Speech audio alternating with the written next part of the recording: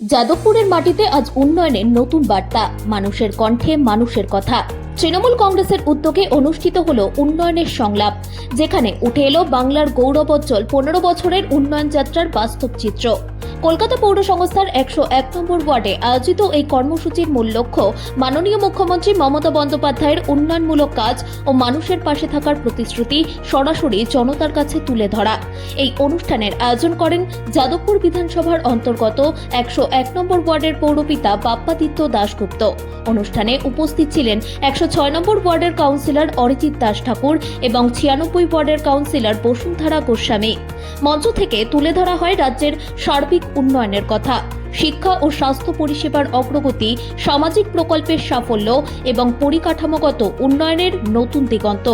বক্তারা জানান, মানুষের সঙ্গে সরাসরি কথোপকথনের মাধ্যমেই উন্নয়নের এই ধারাকে আরও শক্তিশালী করা সম্ভব। উন্নয়নের সংলাপের মঞ্চ থেকে উঠে এলো একটাই বার্তা, উন্নয়ন শুধু প্রতিশ্রুতি নয়, উন্নয়ন এখন বাস্তবতা, আর সেই বাস্তবতাকেই মানুষের দোরগোড়ায় পৌঁছে দিতেই এই উদ্যোগ।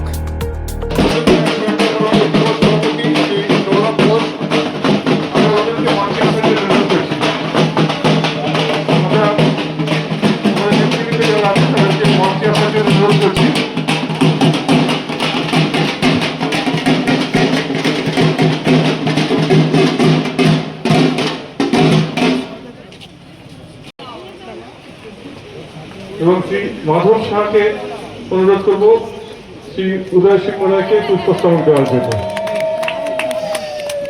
আমরা রোহিত শাহকে অনুরোধ করব শ্রী সৌরভ ঘোষকে উত্তরীয় পরিয়ে দেওয়ার জন্য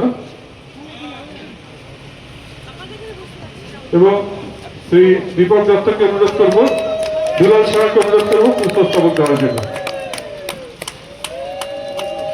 আমাদের মধ্যে আমাদের মহিলা সভানেত্রী সুভদ্রা কুমার আছে, তুলিকাদিকেও আমরা ডেকে নেব। আমরা সবাই পুষ্পস্তবক তুলে দিচ্ছে। আচ্ছা, সম্রাট কাউকে বলবো পুষ্পস্তবক দেওয়ার জন্য। শ্রী অজিত দাস, আমরা শ্রী অভিজিৎ রায়কে ডাকবো। শ্রী অভিজিৎ রায় তুলিকা দিতে বলবো এবং শ্রী নিতাই চন্দ্র জানাকে পুষ্পস্তবক দিতে দেওয়ার জন্য অনুরোধ করব।